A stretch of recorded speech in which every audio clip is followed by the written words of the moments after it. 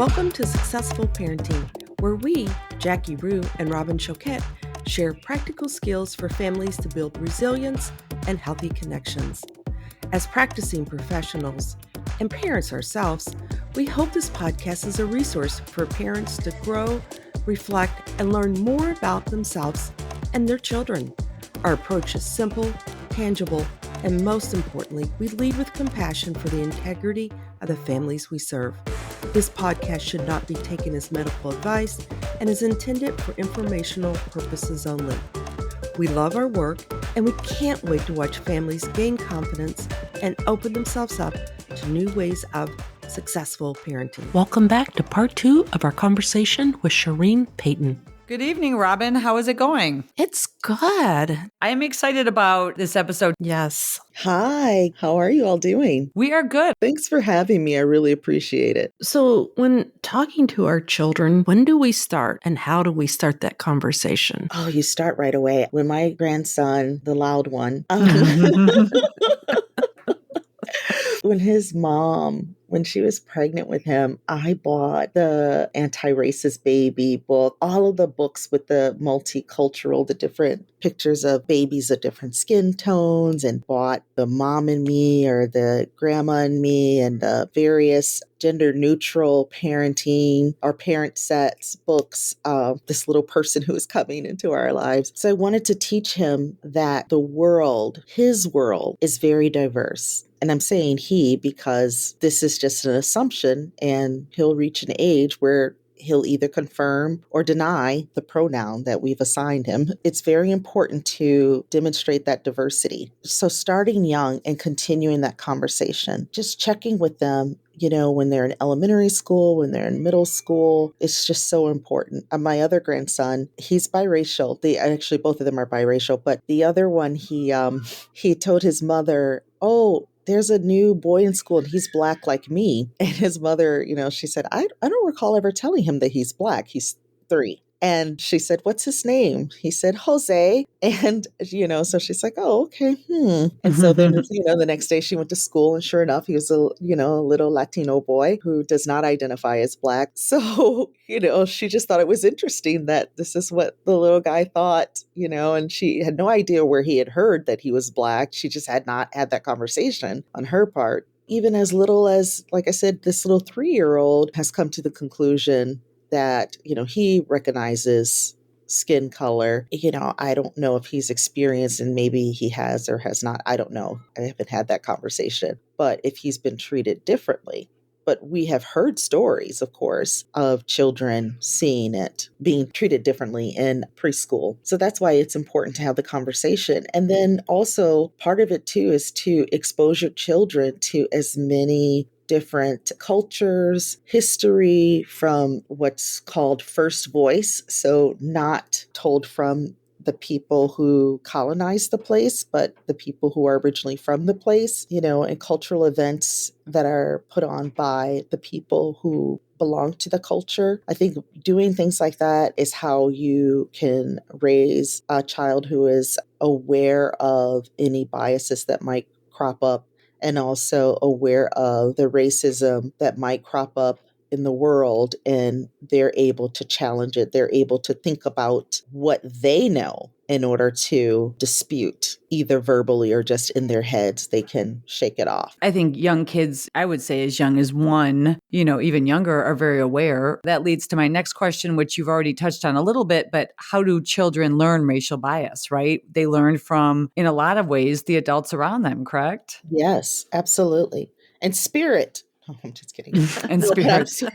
But yes, again, I mentioned when I talked about spirit, I was talking about colorism. So within, some communities of color, there is a hierarchy that sometimes exists in terms of skin color. Anyone with close proximity to whiteness, in terms of tone, is considered favored or more attractive or whatever. And that is played out in the media in terms of movies and television shows, etc. So you look at any major television show or whatever. And when there is a Black child, especially a little Black girl, pretty much 75, 90% of them are biracial girls. People will pride themselves in the diversity that they have in the media, but that's what they're putting forward. And yet, when it comes to little Black girls, the majority of them are not biracial. You have to show the full spectrum of what it means to be of that race. And so it's more than just one shade. We're all of it. And so they learn that racial bias. They learn that from what the adults favor, what the adults say, this is good and this is bad. That's what they learn. It's like that study, the kids and which doll do you prefer, the Black doll or the white doll? It plays out every single day. Adults do it, and therefore children learn from that. I remember one time you said a parent and a child going to a certain neighborhood and that, the parent says, lock the doors. Yes. Or, Yes. Moves to another side of the street. Yes. Mm-hmm. Kids pick up on certain things, right? Sure. And children of color too. Oh my gosh. The different conversations parents have to have, depending on kind of what color their child is or what race their child is or what they know their child may experience. That is so true. Yeah, I've talked about that several times about how when we say I have to have the talk with my son, Black people know what I'm talking about. And it is not about sex. It is about how you need to stay alive when you're out by yourself, driving, walking, bird watching, whatever, just being Black, whatever it is. And I'll never forget the day that my son became a Black male. He was in middle school and it just never came up. And I mean, just in terms of being labeled. And I mean, I'm proud that he's a Black male. Don't get me wrong. He was in 6th grade in middle school. And, we grew up in a community where he had gone K through 5 in the same school. But then when you get to middle school, I think it's like 3 elementary schools coming together. And he told me that he and his friends and their new friends that they met from the other elementary school, they were all together in the hallway. And a teacher called over one of the boys, one of the new friends, and she wanted to know what were they doing with that Black boy. And I said, well, what? I'm sorry, come again? And my son explained they were all doing the same thing, which was just standing around talking. But this teacher just assumed that he was the leader of some, I don't know, whatever she thought was going on. And of course that it was up to no good. And it I don't even know what to say. My son is turning 29 and still bothers me, but that's because it still goes on. It's still the truth, Absolutely. Mm-hmm. Absolutely. My niece married a Latino man, and we were talking about that very same thing and about when his parents had the talk with him and his brother about, how to behave, how to act. He said how often he gets pulled over compared to others. And it's awakening when you hear those stories. And yeah, it leaves you speechless sometimes, but I think we can't be speechless. I think we have to start talking about it and start saying no more. We can't keep doing this. Exactly. Teaching our children about racial bias, what role do parents have, and how can we start changing or continue the change, maybe I should add? Mm-hmm. Well, I think one of the things is that just our society, our country was founded on very capitalistic ideals. And so everything is monetized. And so everything has a value placed on it. And there's this fight to get to the top or to be the best. And that is not necessarily the culture that everyone believes in, but that is the culture that helps to feed racism. And bias is what keeps racism alive. So I think that if we teach our children that, yes, you are absolutely special, you are absolutely precious, your skin is beautiful. And Joaquin's skin is beautiful, and Jackie's skin is beautiful. And oh, look at, Caleb's skin, and look at, whatever. Anyway, my point is one skin color or tone is no more beautiful than the next. There's no hierarchy when it comes to beauty, especially when we're talking about skin color. And there's the same thing goes when it comes to hair texture and whatever people choose to do with it. So if we teach our children that from day one and don't make comments such as, oh my gosh, look at that baby. Oh, she has such pretty hair. What does that even mean? Oh, look at her eyes. Oh, look at, that baby is so, what are you about to say? So what? Human? And so when children hear us talking about things like that, they're thinking, oh, so I don't have that, or I'm not, so that must be better. So they're taught to value something over something else. And so I think that if we as a society stop putting value on our bodies in that manner where we think certain people or certain features are better than others, then that's how we can do away with racism, but it's how we can by checking our biases, because I think our biases, I know that is harder to do, but at least if you check your bias, then you're less likely to be racist. And then without the racism, you're not going to do things like hire because there's certain people you'd rather look at than others, treat students a certain way because you think they're cute, or they remind you of,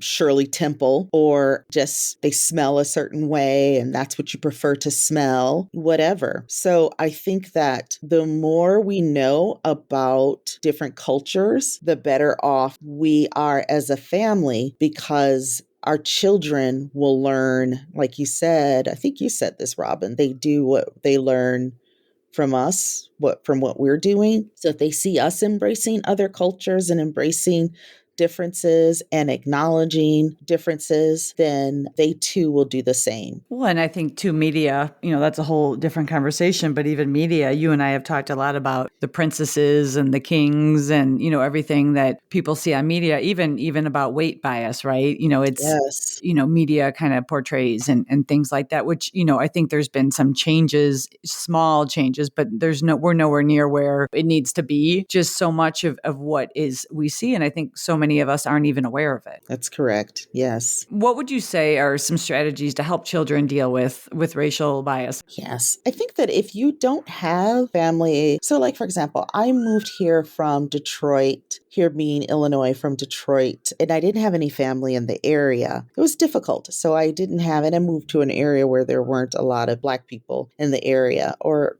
any people of color, period. That was hard. If you're in situations like that, it is so important that not only you as parents, but also your children, you have to have a place and space where you can just go and not have the pressure of trying to follow all of the rules that society lay out for people of color. And so, if you have to create little play groups, or the internet is an amazing place where, of course, where you can, set up your own little groups. First of all, I would do that to try and find space such as that. And the other benefit is you would be able to introduce your child to other adults that could be their aunties and uncles, who can also be strong, supportive individuals in their lives that can help them with the minority pressure that is a real thing. So there's that. And then also I would say just 365 days a year, having Black or Latino or whatever culture you are, having your culture represented throughout your home so that your child feels and is aware of who they are and they have pride in it, so that no matter what people say, they know that they are somebody and that they are not whatever it is that person had to say or whatever they have done, but that they come from generations of very strong, courageous, intelligent people. So I think those are the two things you can do: is create family and celebrate and keep it around you, your Black culture or your whatever culture it is that you have. I like that. I do too. I love it. Sherrine, talking about family members and creating family, what advice do you have if in your family you see this happening? And how do you handle racism within the family? Family members who have racist views. I mean, obviously, you've talked about learning about different cultures, confronting the racist and the views and having conversations. What would you recommend? Well, and I know how difficult that could be. I would, so obviously we're talking about adults, like you're saying, like say if someone has adult family members and their sibling or their parents or whatever, and they're going to go to whatever holiday is coming up and they'll see them. I think I feel like if I am not going to have an intelligent conversation with the person, meaning where we can have an exchange of ideas where both of us will be listening to one another, I'm just not going to go there. I'm just not interested. If the person is not open at all, and I don't care what the topic is, it exhausts me. So I'm like, no, thank you. And it could be my age. I don't know. But I'm just like, no. So it's just not worth it. It's just not worth the mental energy at all. Now, if they say something to my child, I will most definitely say something back to put them in their place immediately. I will let them know how ignorant whatever it is that they said is. I will let them know right on the spot. And if I wasn't there, I'll be on the phone immediately to let that person know. Most definitely. And I have to say, the funny thing is my 3-year-old grandson, he reports stuff that happens at school to me because I think he thinks that, his grandmother will handle stuff.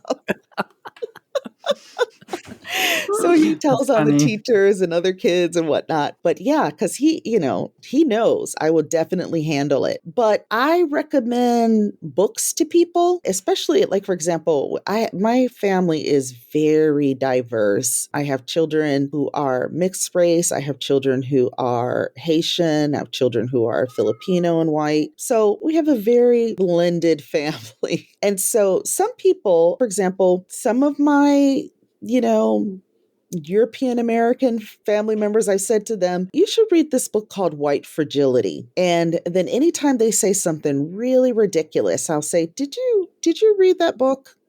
Yeah, you should really read that book.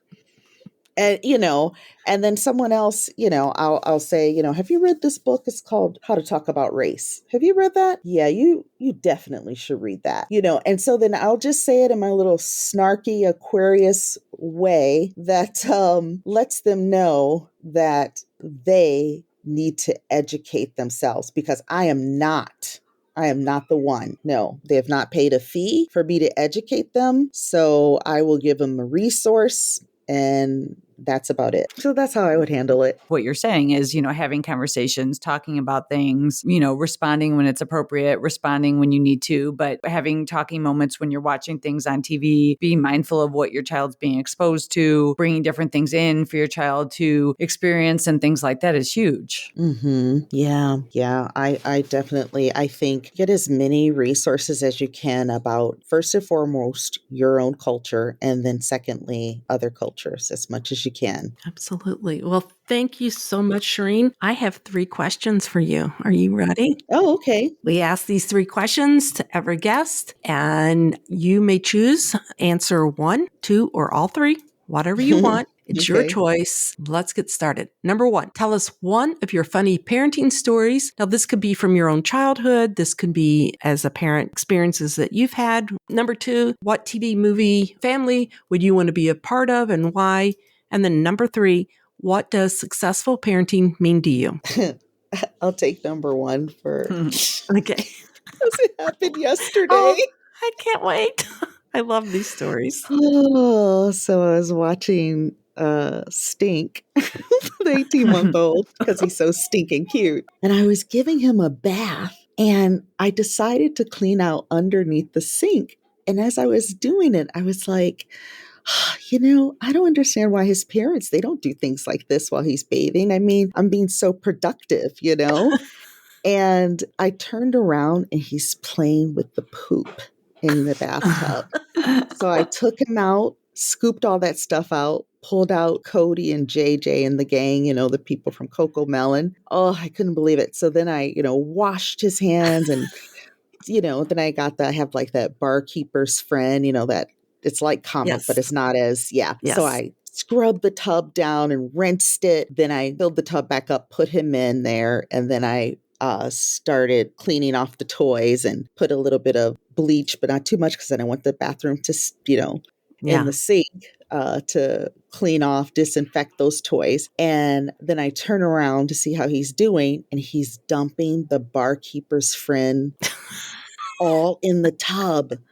I was like, oh my gosh. And I was just picturing this giant rash all over his body. So then I took that from him and I took him out of the tub, rinsed it. I mean, let all that out. And then I, put him back in, redid the tub again. I was like, oh my gosh. And then as soon as I got it all in there, he stood up and peed. I was like, this, I'm done. I was like, I'm done. And I was like, this is too much. Like, this is too much. Yeah. My kids never pooped in the bathtub, ever. Oh, really? Oh, Never. I had one that was a pooper every single time. I don't think I did either, Sherrine. Oh, I did. It's just like, who does that? Oh, she would do it every time. Every time. Gosh. That must be the warm water. I don't know. Yeah, it was something. But the older sister got to the point of, I'm not getting in the bath with her. Yeah, so that was, oh my gosh. As soon as we judge others. The funny thing was, I know, that's the thing that cracks me up is me being so proud of myself for cleaning out underneath the sink and going, look at all the things they could be doing while he's in the bathtub. I was like, oh my gosh, okay, so that's why they keep an eye on him. It's like, okay. So yeah, that's my grandparenting story. Oh, love it. I think this is something that we have to continue to talk about. Sounds good. I'd love to come back. Yes. Oh, thank you. Thank you, Sherrine. I will take a few moments to reflect and think about what you've said here today. Thank you for joining us. Thank you. Yeah. Thank you, listeners. Have a good night, everyone. Bye, Jackie. Bye. Well, thanks for having me. I really appreciate it. Thank you for joining us, and make sure to subscribe and like us to catch our next episode, where we will take you on a journey to find new ways of successful parenting.